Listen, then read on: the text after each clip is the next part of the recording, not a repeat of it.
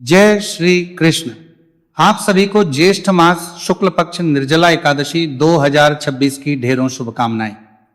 प्रिय दर्शकों, आज के इस वीडियो में हम विशेष रूप से बात करेंगे निर्जला एकादशी के विषय में कि निर्जला एकादशी इस वर्ष है किस दिन, इसका व्रत करना कैसे चाहिए, शास्त्रीय विधि क्या है, बताएंगे पुराणों में इसको किस प्रकार से वर्णित किया गया है। पानी पीने को लेकर बड़ा संशय है लोगों के मन में। ऐसे अनेकों प्रश्न आपके प्रत्येक वर्ष हमें प्राप्त होते हैं। इस वर्ष भी हमारे दूसरे वीडियो पे बहुत आपके प्रश्न, पानी कब पी सकते हैं, कितना पी सकते हैं, इसका शास्त्रीय नियम क्या है, पुराणों में क्या नियम लिखा है। कोई कहता है जी मध्यरात्रि के बाद नहीं पीना चाहिए, 12 बजे के बाद। कोई कहता है ब्रह्म मुहूर्त के बाद नहीं पीना चाहिए। तो शास्त्र क्या कहते हैं, किस समय के बाद हमें निर्जला एकादशी के व्रत में पानी नहीं पीना चाहिए, कब तक पी सकते हैं, क्या इसमें कुछ खाया जा सकता है, क्या इस एकादशी का निर्जला रह के ही व्रत किया जा सकता है, जल पी के व्रत नहीं कर सकते, क्या दवाई लेने को लिए नियम है, क्या दवाई का गोली आदि खा सकते हैं कि नहीं खा सकते हैं, इसकी महिमा क्या है, कैसे इसका व्रत करना चाहिए, कैसे व्रत पूर्ण करना चाहिए। इस प्रकार से संपूर्ण जानकारी आने वाली निर्जला एकादशी के विषय में आपको प्रदान की जाएगी। बड़ी बात यह है कि ज्येष्ठ का महीना चल रहा है और ज्येष्ठ मास में ही यह एकादशी आती है। ज्येष्ठ मास के शुक्ल पक्ष की दूसरी एकादशी होती है। पहली निकल चुकी है तो सही डेट के साथ मुहूर्त आदि का भी वर्णन आपको किया जाएगा। आइए जानकारी आरंभ करते हैं। आपसे निवेदन इतना है कि वीडियो यदि थोड़ा सा भी उपयोगी लगे तो एक बार लाइक अवश्य कीजिएगा, जितना हो सके शेयर कीजिएगा, क्योंकि आप जानते हैं कि हमारी 4 पीढ़ियां पांडित कर्म में बीती हैं, इसीलिए हमारे पास वो सभी पुराण आदि हैं जहां ये सब जानकारियां वर्णित हैं। तो हम जो भी जानकारी आपको देते हैं वो पुराणों पर आधारित होती हैं, मनगढ़ंत बातें हम नहीं करते। तो ये जानकारी सबके लिए महत्वपूर्ण है, जितना हो सके शेयर कीजिए। कमेंट बॉक्स में अवश्य लिखिएगा ओम नमो भगवते वासुदेवाय या जय श्री हरि। आप देख रहे हैं सनातन धर्म का संसार ज्योतिष संस्थान का प्रतिष्ठित यूट्यूब चैनल सनातन धर्म का संसार धार्मिक। यहां सब जानकारी शास्त्र पुराण पर आधारित होती है। आइए अब बात करते हैं आने वाली निर्जला एकादशी की। एकादशी के विषय में वेद व्यास जी महाराज कहते हैं कि सूत कपि न भोगतव्यम न सोचे च जनाधिप। एकादशी इतना अधिक पुण्य देने वाली है, इतनी महत्वपूर्ण है कि इस एकादशी का त्याग किसी भी परिस्थिति में नहीं करना चाहिए, चाहे सूतक ही क्यों ना लगा हो। और सूतक दोनों प्रकार के कहे हैं, चाहे मरण सूतक हो, चाहे जन्म सूतक हो, किसी भी प्रकार का सूतक हो, चाहे पातक हो, दोनों में ही इस एकादशी का व्रत हमें अवश्य करना चाहिए। वेद व्यास जी महाराज के द्वारा कहा गया है। और वेद व्यास जी महाराज के बारे में आप जानते होंगे, ये वो हैं, हमारे सभी पुराणों को लिखा है, इन्हीं के द्वारा इनकी वाणी ब्रह्म वाक्य है, क्योंकि ये स्वयं नारायण के अवतार कहे जाते हैं। इतना महत्व है कि इसको किसी भी परिस्थिति में त्यागना नहीं चाहिए, इसका व्रत हमें अवश्य करना चाहिए। तो आप जानते हैं सूतक पातक में सभी पूजा पाठ बंद हो जाती है, परंतु इस एकादशी का व्रत आपने अवश्य करना। आइए आगे बताते हैं क्या कहते हैं शास्त्र। शास्त्र कहते हैं कि जो भी मनुष्य भगवान का धाम प्राप्त करना चाहता है, भगवान की कृपा प्राप्त करना चाहता है, उस मनुष्य को दोनों ही एकादशी पर पूजन ग्रहण नहीं करना चाहिए। अर्थात दोनों ही पक्षों की एकादशी महत्वपूर्ण है, शुक्ल पक्ष की भी और कृष्ण पक्ष की भी। एकादशी के दिन भगवान केशव की पूजा करके दान दक्षिणा आदि देने के बाद मनुष्य को पारण करना चाहिए। इसकी महिमा खूब है, बहुत अधिक लिखी है। मैं महिमा के बारे में अलग से एक वीडियो आपके लिए बनाऊंगा। अभी हमारा मूल है कि इसके व्रत को करना कैसे चाहिए, कौन कौन से काम हैं जो नहीं करने हैं और कौन से करने हैं, उस विषय पर हम आते हैं। हम सबसे मूल जो विषय आता है कि इस व्रत को करना कैसे। देखिए, जैसा कि नाम से ही ज्ञात है निर्जला, और यही सभी लोग जो है इसमें गलती करते हैं। आप यूट्यूब भरा पड़ा है। देखिए, कोई कहता है जी ब्रह्म मुहूर्त के बाद पानी नहीं पीना, कोई कहता है जी रात्रि को 12 बजे के बाद पानी नहीं पीना, कहता हाँ जूस आदि पी सकते हैं आप, पर पानी नहीं पीना। अनेकों प्रकार जो भरी पड़ी है, और ऐसा हमारे साथ भी कई बार घटित होता है। अभी 6 वर्ष पूर्व ही जब हम शिक्षण काल पूर्ण करके अपने पिताजी के साथ सीखने की क्रिया में थे, तो उनके साथ गए थे एक यजमान के घर किसी पूजा के लिए। तो उन्होंने निर्जला एकादशी का दिन था, जूस रख दिया।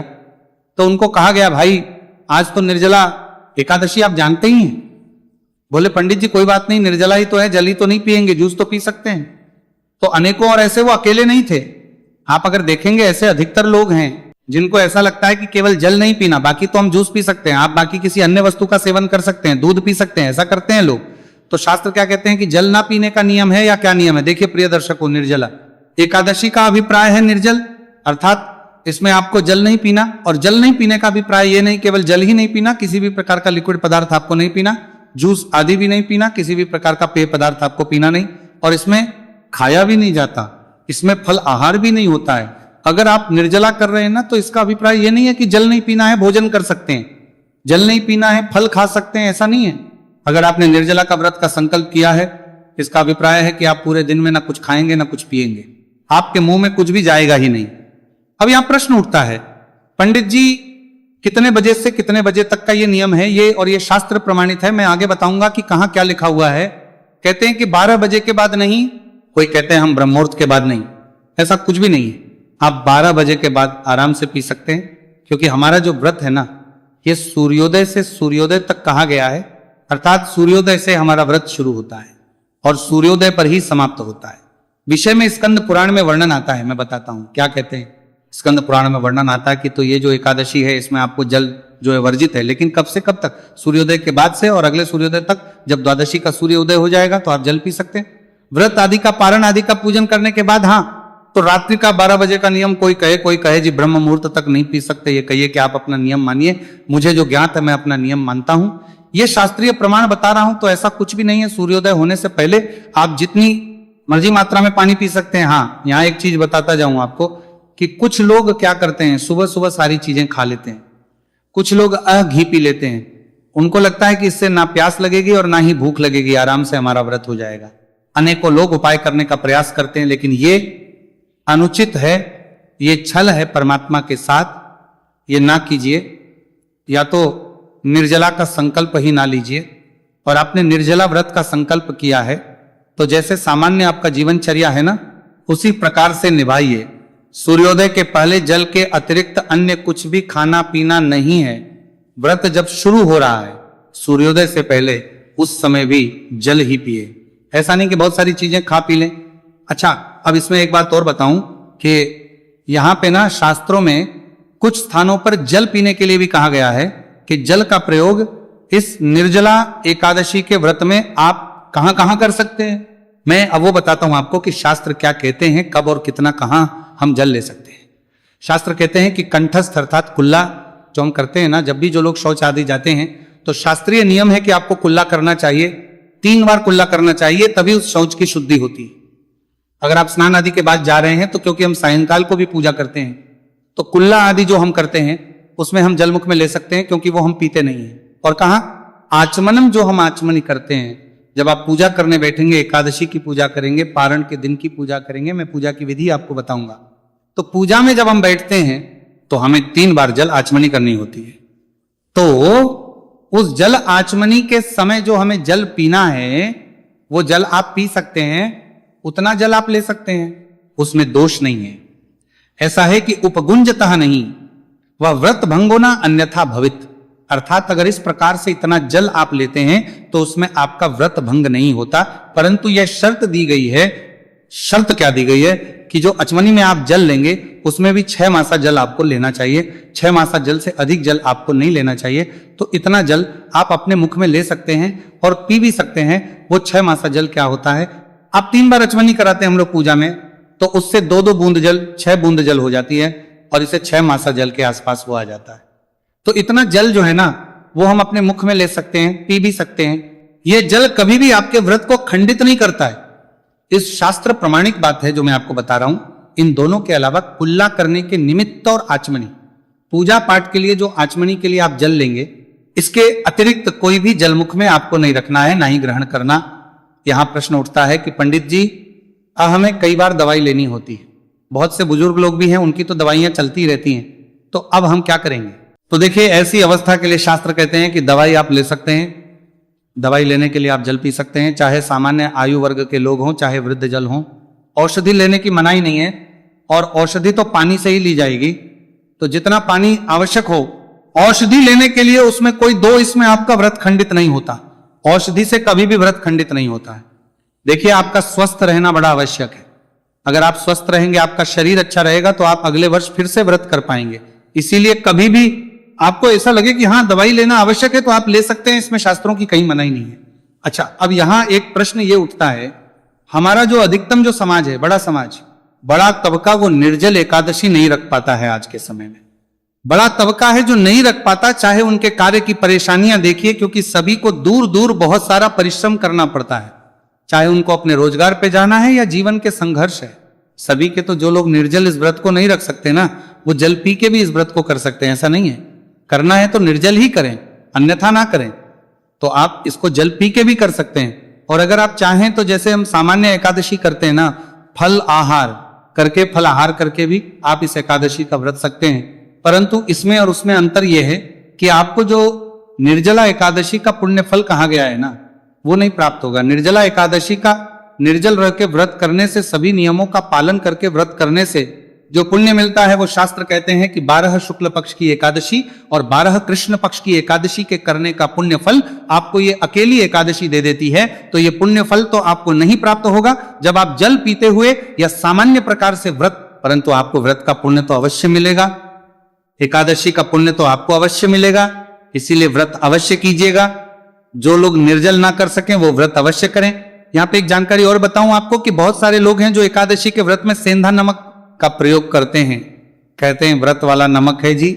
तो मैंने पहले भी इसके विषय में बताया है कि अगर आप ये नमक प्रयोग करते हैं तो ये भी आपको पूर्ण प्रभाव नहीं देता है।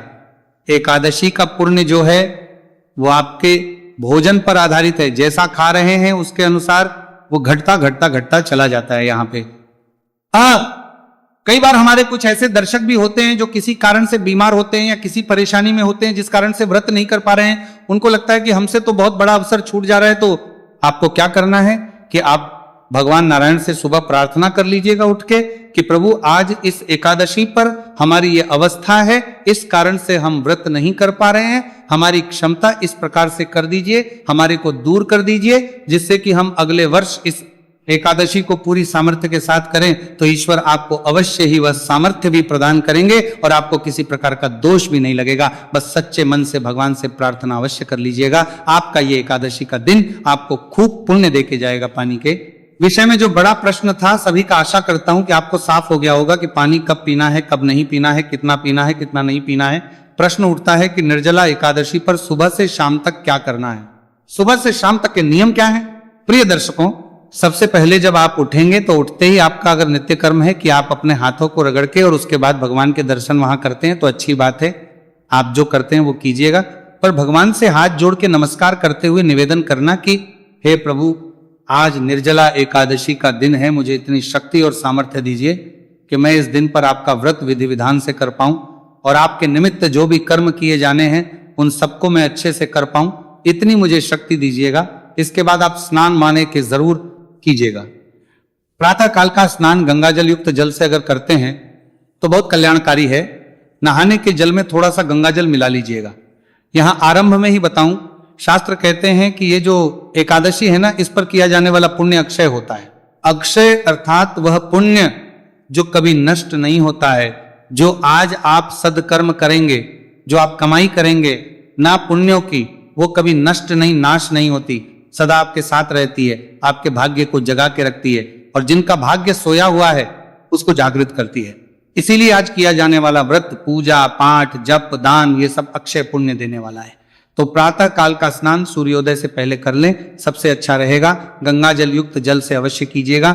स्नान के समय की बात करूं तो ध्यान दीजिए कि इस दिन ना तो दातुन की जाती है और ना ही टूथपेस्ट या मंजन जो आप घर में प्रयोग करते हैं करना चाहिए, क्योंकि इनमें या तो केमिकल होता है या तो नमक होता है और दोनों ही आपके व्रत को खंडित करते हैं। इसलिए सावधानी पूर्वक आप या तो कोई किसी फूल पत्ती आदि का पाउडर हो तो वो प्रयोग कीजिए, अन्यथा व्रत वाला मंजन आता है वो प्रयोग कीजिए। ये जो आप घर में रखते हैं इनमें नमक और केमिकल ही ये व्रत को खंडित करते हैं। अब स्नान आदि से निवृत्त हो के सूर्य को जल अवश्य दीजिए, माता तुलसी को जल दीजिए, अगर रविवार का दिन ना हो तो पीपल को भी जल अवश्य दीजिए, क्योंकि आज का किया गया पुण्य अक्षय होगा।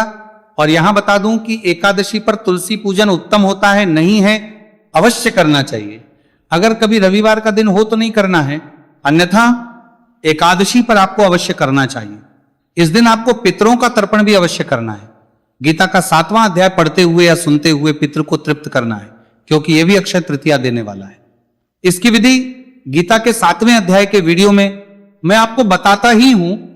यह जल आदि देने के बाद फिर आपने एकादशी का पूजन करना है। पूजा की विधि का वीडियो मैं आपके लिए अलग से अपलोड करूंगा। उसमें सामान्य जो पूजा विधि है या सामान्य जो आपका सामग्री होती है पूजा की, उसके साथ में पूजन की पूरी जानकारी आपको देता हूं, जिससे कि आप सरल विधि से पूजन कर पाते हैं। बस वो वीडियो चला दीजिएगा और आपका पूरा पूजन बड़ी सरलता से हो जाएगा। पूजन करके आपको कथा सुननी है और कथा के साथ विष्णु शास्त्र नाम का श्रवण अवश्य करना है, मैं बताऊंगा आपको, और उसके बाद आरती करनी है आपकी सुविधा के लिए। ये तीनों ही चीजें मैं हर एक एकादशी पर एक ही वीडियो में अपलोड करता हूं, उससे आपका समय बचता है। अलग अलग वीडियो ढूंढने में समय बचता है, और जब एक ही वीडियो में ये आते हैं तो इनकी स्पीड भी थोड़ी ज्यादा होती है, तो कम समय में ही आपका ये कार्य हो जाता है। तो अवश्य हमारे चैनल के साथ जुड़ जाइए अगर आप नए हैं तो, जिससे, क्योंकि हम जो जानकारी देते हैं ना वो शास्त्र पर आधारित तो होती है, पर त्योहार के अनुसार आवश्यकता क्या है, हमारी जो ऑडियंस है उसके अनुसार हम आपको देते हैं। तो सहस्त्र नाम कथा उस दिन की, एकादशी की, और आरती तीनों आपको एक वीडियो में मिल जाएगी। आरती आदि करने के बाद फिर आप दान दक्षिणा का कार्य कीजिए। इस दिन दान की बड़ी महिमा है। दान कैसे करना है? घड़े का दान, जल का दान, पंखे का दान, खरबूजे आदि जो फल है इनका दान, जो भी आप दान दे पाए, और धन का दान, ये दान आपने करना है। दान आज के दिन अत्यंत पुण्यदायी है। तो जो भी आप दान देना चाहें, या तो जो ब्राह्मण हैं उनसे आप संकल्प करवा लीजिए, अन्यथा वो जो दान देना है आपको ना, उसको वहां रखिए अपने पूजा स्थल पर, हाथ में जल लीजिए और भगवान नारायण का ध्यान करके भगवान से निवेदन कीजिए कि प्रभु आज इस एकादशी के अवसर पर मैं ये सामग्री आपके निमित्त अर्पित कर रही हूं या कर रहा हूं, इसे आप स्वीकार करें। और इस प्रकार से वो जल चारों तरफ घुमा के और छोड़ दीजिए, और उसके बाद वो संपूर्ण सामग्री आप किसी भी योग्य ब्राह्मण को दे दीजिए। आपने आज का दिन खाली नहीं जाने देना है। आज घड़े के दान की बड़ी महिमा है। अब आप कहेंगे पंडित जी आजकल पंडित लोग तो घड़ा लेते नहीं है जी, तो देखिए आप पीपल के नीचे रख के आ सकते हैं। तुलसी है, तुलसी के पास तुलसी माता को घड़ा अर्पित कर सकते हैं, पर आपने जल का भरा घड़ा आज दान अवश्य देना है, या ठंडा पेय पदार्थ साथ में ब्राह्मण को दे दीजिए। ये वो कार्य हैं जो आपने करने हैं। पितृतर्पण हो गया और दान हो गया, पूजन हो गया। बादशांत चित्त होते हुए दिन को व्यतीत कीजिए, भगवान के चरणों में मन को लगाते हुए। सायंकाल को कीर्तन अवश्य करना है। अब कीर्तन यदि आपके आसपास नहीं होता है, क्योंकि सभी के आसपास ना तो मंदिर है ना हर मंदिर में कीर्तन होता है, तो भगवान नारायण कहते हैं कि ये स्तोत्र पाठ हैं जिनको सुन के या पढ़ के आप कीर्तन का फल प्राप्त कर सकते हैं। वो सभी स्रोत और पाठ मैं आपके लिए वीडियो में अपलोड करूंगा, उसका लाभ लीजिएगा। रात्रिकाल को जागरण बड़ा सुना कर को 2000 मेहताब को कल्याणकारी है। पूरी रात्रि को जागरण कहा गया है। अब अगर आप पूरी रात्रि को ना कर पाए तो कम से कम 2 बजे तक अवश्य कीजिएगा। और जागरण का अभिप्राय ये नहीं है कि टीवी देख रहे हैं, बातें कर रहे हैं और समय व्यतीत करते नहीं। भगवान का ध्यान करते हुए, पाठ सुनते हुए या पाठ पढ़ते हुए आपके लिए वो सभी स्रोत पाठ में एक ही वीडियो में अपलोड करूंगा, उनका लाभ अवश्य लीजिएगा। और अगले दिन सूर्योदय से पहले उठ के स्नान आदि से निवृत्त होकर फिर पारण कीजिएगा। पारण का जो है ना वीडियो बड़ा होता है, क्योंकि पारण के नियम अलग होते हैं, वो मैं आपको अवश्य ही अलग वीडियो में बता दूंगा, उसका लाभ लीजिएगा। और पारण करने के बाद आप अपने व्रत को खोल सकते हैं। इस प्रकार से आप ये निर्जला एकादशी का व्रत करेंगे। मैंने लगभग सभी नियम बता दिए हैं। अब बता देता हूं कि ये व्रत आपने करना कब है। प्रिय दर्शकों, ये जो एकादशी है इसकी शुरुआत हो रही है 24 तारीख को 6:06 पर, 24 जून को, और ये समाप्त होगी 25 जून को 8:09 पर। ऐसे में 25 जून को सूर्य के मुख से एकादशी रहेगी, तो 25 जून को ही निर्जला का व्रत किया जाएगा। सभी लोग इसी दिन व्रत करेंगे। श्रेष्ठ व्रत रहेगा। पूजा के लिए शुभ समय रहेगा सुबह 5:30 बजे से और 7 बजे तक। इसके अतिरिक्त अन्य भी मुहूर्त हैं जो समय समय पर मैं आपको बताता रहूंगा। चैनल पर नए हैं तो सब्सक्राइब करते जाइएगा। जितना हो सके वीडियो को शेयर कीजिए और लाइक करना ना भूलिएगा, क्योंकि आपका एक लाइक हमारे लिए बड़ा महत्वपूर्ण होता है। बड़ी मेहनत से हम जानकारी ढूंढ के लेके आते हैं। और कमेंट बॉक्स में अवश्य लिखिए जय श्री हरि या ओम नमो भगवते वासुदेवाय। हरे कृष्ण।